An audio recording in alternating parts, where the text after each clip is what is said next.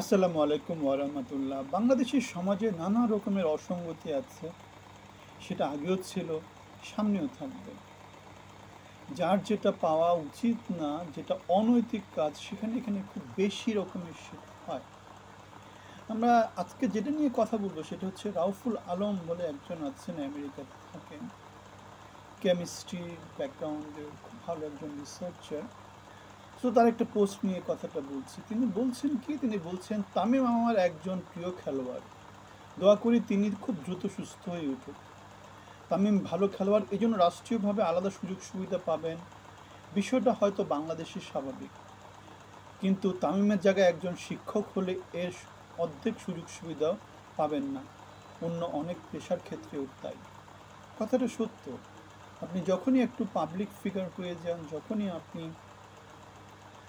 আম, জনগণের কাছে অ্যাকসেপ্টেন্সি পেয়ে যান, যখনই আপনি ইনফ্লুয়েন্স করতে পারেন, তখনই বাংলাদেশের সমাজে নানা রকমের কি চলে আসে, অবৈধ অনৈতিক সুযোগ সুবিধাগুলো আমরা তাদেরকে দিতে থাকি।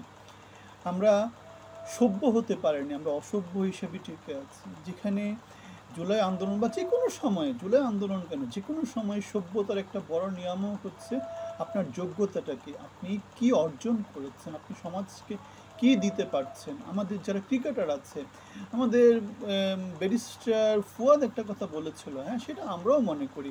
একটা বলের পিছনে সারা দিন ধরে দৌড়াদৌড়ি করে বাংলাদেশের সমাজে, মানে খেলাধুলাকে আমরা অস্বীকার করছি না, যেটাকে অস্বীকার করছি সেটাকে এমন রিলিজিয়াসলি ফলো করার কি আছে, সেটাকে এমন পূজা করার কি আছে ভারতের মতো করে।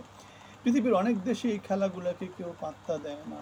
স্বাভাবিক, কারণ হচ্ছে গিয়ে দিন তো আর খেলা দিয়ে চলে না, আপনার উপার্জন করতে হবে, ইকোনমিকটা আগাতে হবে, সোসাইটিকে উপরের দিকে নিয়ে যেতে হবে, কোয়ালিটিকে উন্নত করতে হবে।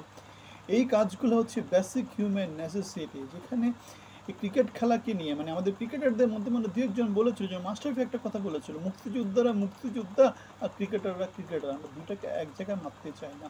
সো যেখানে মুক্তিযোদ্ধারা স্বীকৃতি পায় না, যেখানে মুক্তিযোদ্ধারা রাস্তায় রাস্তায় ঘুরে ঘুরে বেড়ায়, যেখানে 24-এর যে যুদ্ধের আহত শরীরকে যারা, জীবনকে যারা উৎসর্গ করেছিল, যারা যেখানে বেল পাচ্ছে না, চিকিৎসা পাচ্ছে না, যারা সেখানে তাদের ক্ষতিপূরণের জন্য ফ্যামিলি চলার মতো যে একটা সংস্থান, সেটার কোনো হদিস পাচ্ছে না, যেখানে মনে করেন যে যোগ্যতার কোনো কমতি নাই, এমন লোকের কোনো রকম হিসাব নাই, যেখানে উই রিভোল্টের পরিবারের খালেদা জিয়া অথবা তারেক রহমান, এদেরকে আমরা পিটে পুটে কী করেছি, মেরুদণ্ড সোজা করে দিয়েছি, অথবা বিনা কারণে আমরা কি করেছি, জেল খাটিয়েছি বছরের পর বছর, যেখানে আমরা কি করেছি, মাত্র 2 কোটি টাকা হয়তো বা এক অ্যাকাউন্ট থেকে অন্য অ্যাকাউন্টে গিয়েছে, সেই জন্যে বছরের পর বছর জেলখানায় ফেলে রেখেছি।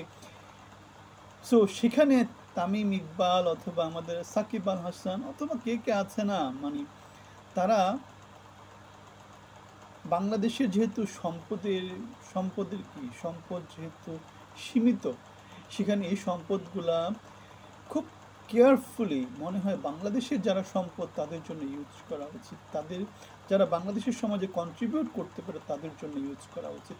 এটাই সংস্কার। অথচ আমাদের বর্তমান ইউনূস সরকারের সংস্কারের মূল তুলে আমরা দেখতে পাচ্ছি সেই পুরনো সংস্কৃতিতে হাঁটছে। চিটাগাং কেন্দ্রিক সমাজ, নিজেদের ট্যাক্স ব্যাক মওকুফ করা, নিজেদের নামে নানা কিছু লাইসেন্স নিয়ে নেওয়া, সত্যকে অস্বীকার করে মিথ্যাকে প্রমোট করা, অথবা যেটা মানে যে জায়গাতে তাদের অসফলতা সেটাকে তারা কি করে ঢেকে রাখা, মানে যেটা সত্য সেটাকে প্রকাশ করতে দিবে না, নানাভাবে তাদের সেরকম কুণ্ঠা আছে। সো আমরা যা বলছি, বাংলাদেশের সমাজের অসঙ্গতির কথা বলছি। বাংলাদেশের সমাজকে এগিয়ে যেতে হলে বাংলাদেশকে এই সমস্ত অসঙ্গতিগুলোকে কি করতে হবে, না করতে হবে, এগুলোর বিরুদ্ধে কথা বলতে হবে। মন্তব্যে জানাবেন, আমরা যদি ভুল কিছু বলে থাকি। ভালো থাকবেন, ধন্যবাদ।